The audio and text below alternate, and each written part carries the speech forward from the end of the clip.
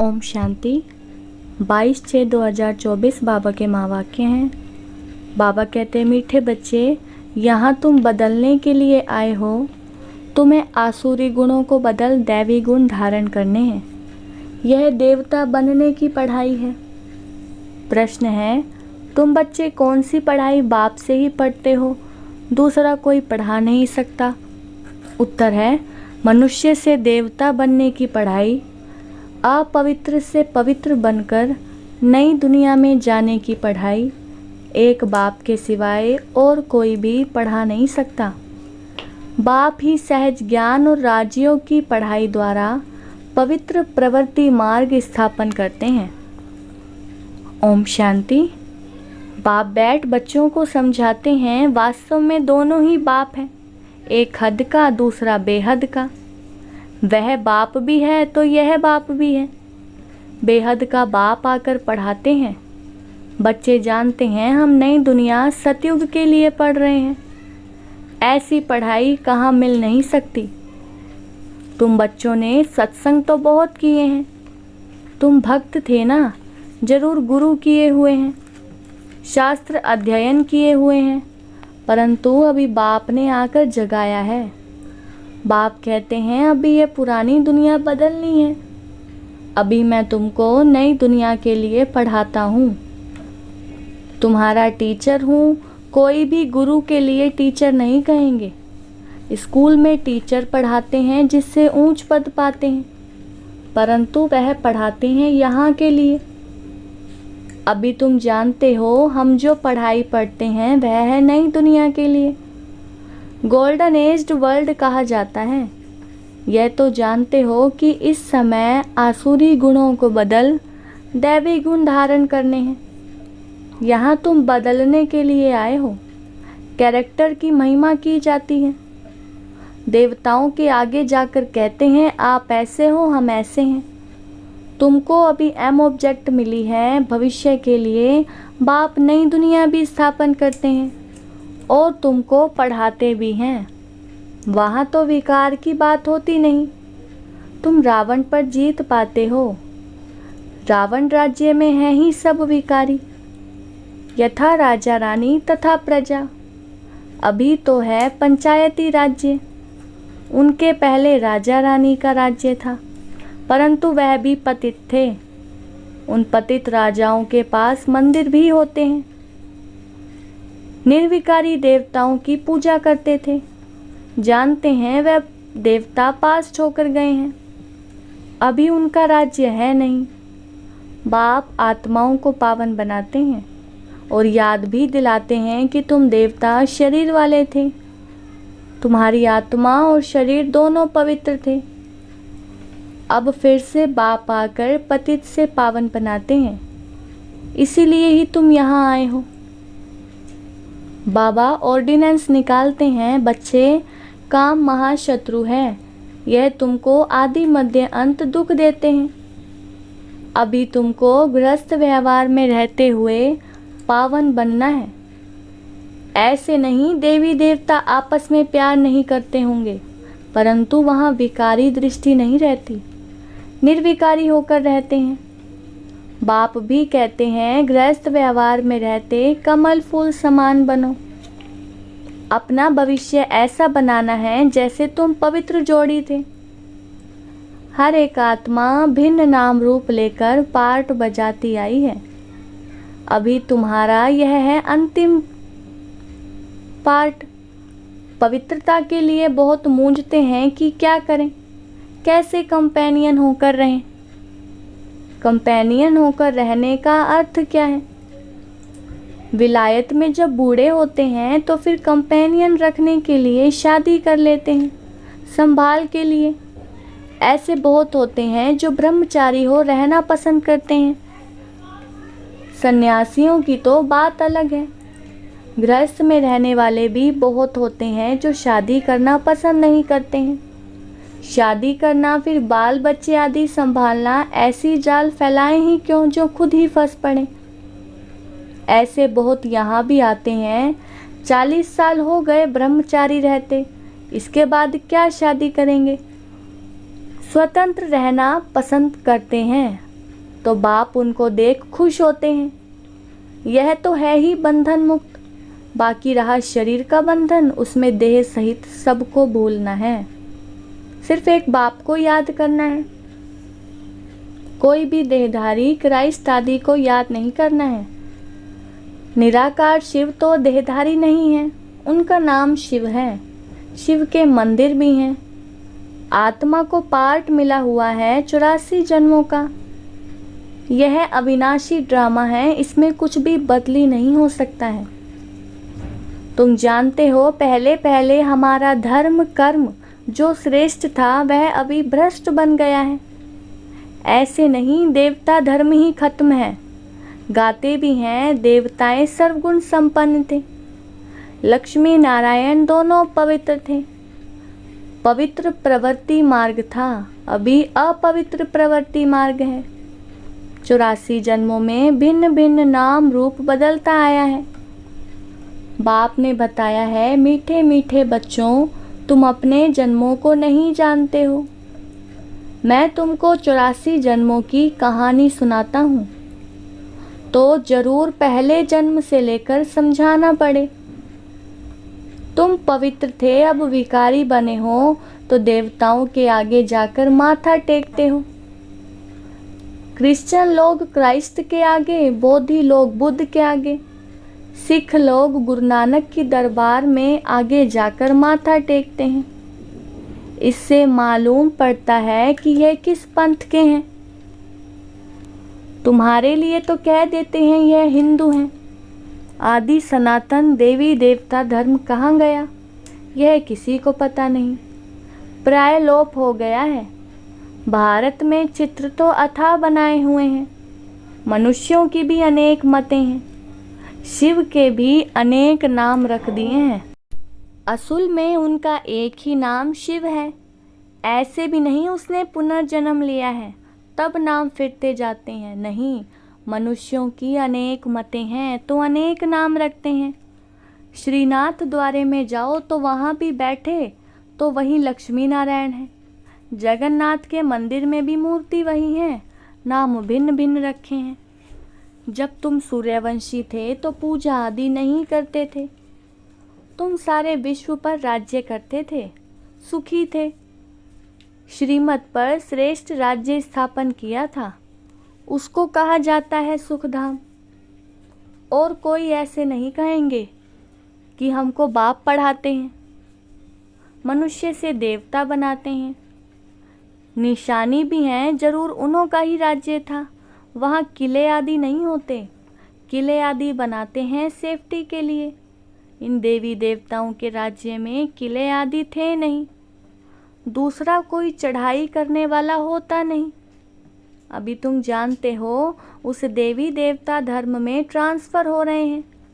उसके लिए तुम राज्यों की पढ़ाई पढ़ रहे हो।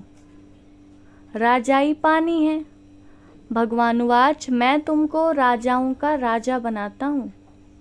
अभी तो कोई राजा रानी नहीं है, कितने लड़ाई झगड़े आदि होते रहते हैं। यह है कलयुग, आयरन एज्ड वर्ल्ड। तुम फिर गोल्डन एज्ड में थे, अभी फिर पुरुषोत्तम संगम युग पर खड़े हो। बाप तुमको पहले नंबर में ले जाने आए हैं, सबका कल्याण करते हैं। तुम जानते हो हमारा भी कल्याण होता है। पहले पहले हम जरूर सतयुग में आएंगे। बाकी जो जो धर्म है वह सब शांति धाम में चले जाएंगे। बाप कहते हैं सबको पवित्र भी बनना है। तुम हो ही पवित्र देश के रहने वाले, जिसको निर्वाण धाम कहा जाता है। वाणी से परे सिर्फ अशरीरी आत्माएं रहती हैं। बाप तुमको अब वाणी से परे ले जाते हैं। ऐसा तो कोई कह ना सके कि हम तुमको निर्वाण धाम शांति धाम में ले जाता हूँ। वह तो कहते हैं हम ब्रह्म में लीन होंगे। तुम बच्चे जानते हो अभी यह तमो प्रधान दुनिया है, इसमें तुमको स्वाद नहीं आएगा। इसलिए नई दुनिया की स्थापना और पुरानी दुनिया का विनाश करने के लिए भगवान को यहाँ आना पड़ता है। शिव जयंती भी यहाँ मनाते हैं, तो क्या आकर करते हैं, कोई बताए। जयंती मनाते हैं तो जरूर आते हैं ना, रथ पर विराजमान होते हैं। उन्होंने फिर वह घोड़े गाड़ी का रथ दिखाया है। बाप बैठ बताते हैं मैं किस रथ पर सवार होता हूँ। बच्चों को बताता हूँ, यह ज्ञान फिर प्राय लोप हो जाता है। इनके 84 जन्मों के अंत में बाबा को आना पड़ता है। ये ज्ञान कोई दे न सके। ज्ञान है दिन, भक्ति है रात, नीचे उतरते ही रहते हैं। भक्ति का कितना शो है, कितने कुंभ के मेले, फलाने मेले लगते रहते हैं। ऐसे कोई भी नहीं कहता है कि अभी तुमको पवित्र बनकर नई दुनिया में जाना है। बाप ही बतलाते हैं अभी संगम युग है, तुमको पढ़ाई भी वही मिलती है जो कल्प पहले मिली थी। मनुष्य से देवता बने थे, गायन भी है ना मनुष्य से देवता किए। जरूर बाप ही बनाएंगे ना। तुम जानते हो हम अपवित्र ग्रस्त धर्म में रहने वाले थे। अब बाप आकर फिर पवित्र प्रवृत्ति मार्ग का बनाते हैं। तुम बहुत ऊंच पद पाते हो, ऊंचते ऊंच बाप कितना ऊंच बनाते हैं। बाप की है श्री श्री अर्थात श्रेष्ठ ते श्रेष्ठ मत। हम श्रेष्ठ बनते हैं। श्री श्री के अर्थ का किसी को पता नहीं है।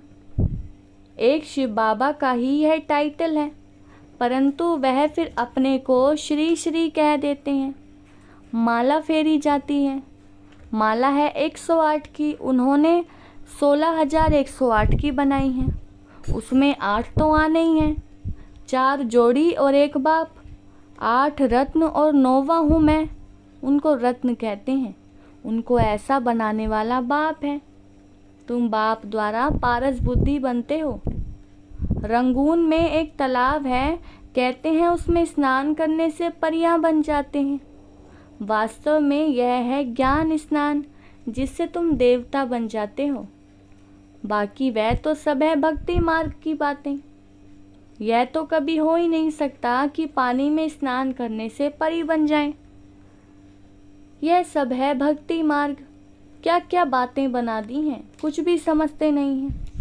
अभी तुम समझते हो तुम्हारा ही यादगार देलवाड़ा गुरु शिखर आदि खड़ा है। बाप बहुत ऊंच रहते हैं ना। तुम जानते हो बाप और हम आत्माएं जहाँ निवास करती हैं वह है मूल वतन।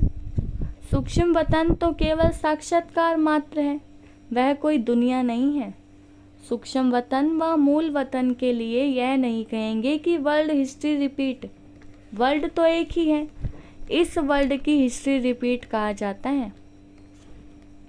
मनुष्य कहते हैं वर्ल्ड में पीस हो, यह नहीं जानते कि आत्मा का स्वधर्म ही शांत है। बाकी जंगल में थोड़े ही शांति मिल सकती है। तुम बच्चों को सुख और सबको शांति मिल जाती है। जो भी आते हैं पहले शांति धाम में जाकर सुख धाम में आएंगे। कहीं कहेंगे हम ज्ञान नहीं लें, पिछाड़ी में आएंगे तो बाकी इतना समय मुक्ति धाम में रहेंगे। यह तो अच्छा है, बहुत समय मुक्ति में रहेंगे। यहाँ करके 1-2 जन्म पद पाएंगे। वह क्या हुआ, जैसे मच्छर निकलते हैं और मर जाते हैं, तो एक जन्म में यहाँ क्या सुख रखा है। वह तो कोई का नहीं रहा, जैसे कि पार्ट ही नहीं है। तुम्हारा पार्ट तो बहुत ऊंच है, तुम्हारे जितना सुख कोई देख ना सके, इसलिए पुरुषार्थ करना चाहिए। करते भी रहते हैं। कल्प पहले भी तुमने पुरुषार्थ किया था, अपने पुरुषार्थ अनुसार प्रारब्ध पाई है। पुरुषार्थ बिगड़ तो प्रारब्ध पा न सके। पुरुषार्थ जरूर करना है। बाप कहते हैं यह भी ड्रामा बना हुआ है, तुम्हारा भी पुरुषार्थ चल पड़ेगा। ऐसे तो चल ना सके, तुमको पुरुषार्थ जरूर करना पड़े। पुरुषार्थ बिगड़ थोड़े ही कुछ होना है। खांसी आप पे ही कैसे ठीक होगी, दवाई लेने का पुरुषार्थ करना पड़े। कोई कोई ऐसे भी ड्रामा पर बैठ जाते हैं, जो ड्रामा में होगा ऐसा उल्टा ज्ञान बुद्धि में नहीं बिठाना है। यह भी माया विघ्न डालती है कि बच्चे पढ़ाई को ही छोड़ देते हैं। इसको कहा ही जाता है माया से हार। लड़ाई है ना, वह भी जबरदस्त है। अच्छा, मीठे मीठे सिकिलदे बच्चों प्रति माता पिता बाप दादा का याद प्यार और गुड मॉर्निंग। रूहानी बाप की रूहानी बच्चों को नमस्ते। हम रूहानी बच्चों की रूहानी बाप दादा को याद प्यार, गुड मॉर्निंग और नमस्ते। धारणा के लिए मुख्य सार। फर्स्ट पॉइंट है, श्रेष्ठ राज्य स्थापन करने के लिए श्रीमत पर चलकर बाप का मददगार बनना है। जैसे देवताएं निर्विकारी हैं, ऐसे गृहस्थ में रहते निर्विकारी बनना है। पवित्र प्रवृत्ति बनानी है। दूसरा, ड्रामा की पॉइंट को उल्टे रूप से यूज़ नहीं करना है। ड्रामा कहकर बैठ नहीं जाना है। पढ़ाई पर पूरा ध्यान देना है। पुरुषार्थ से अपनी श्रेष्ठ प्रारब्ध बनानी है। वरदान, कमल पुष्प का सिंबल बुद्धि में रख, अपने को सैंपल समझने वाले न्यारे और प्यारे भव। विस्तार है, प्रवृत्ति में रहने वालों का सिंबल है कमल पुष्प, तो कमल बनो और अमल करो। अगर अमल नहीं करते तो कमल नहीं बन सकते। तो कमल पुष्प का सिंबल बुद्धि में रख, स्वयं को सैंपल समझकर चलो। सेवा करते न्यारे और प्यारे बनो। सिर्फ प्यारे नहीं बनना, लेकिन न्यारे बन प्यारे बनना, क्योंकि प्यार कभी लगाव के रूप में बदल जाता है। इसलिए कोई भी सेवा करते न्यारे और प्यारे बनो। स्लोगन है, स्नेह की छत्र छाया के अंदर माया आ नहीं सकती। अच्छा, ओम शांति।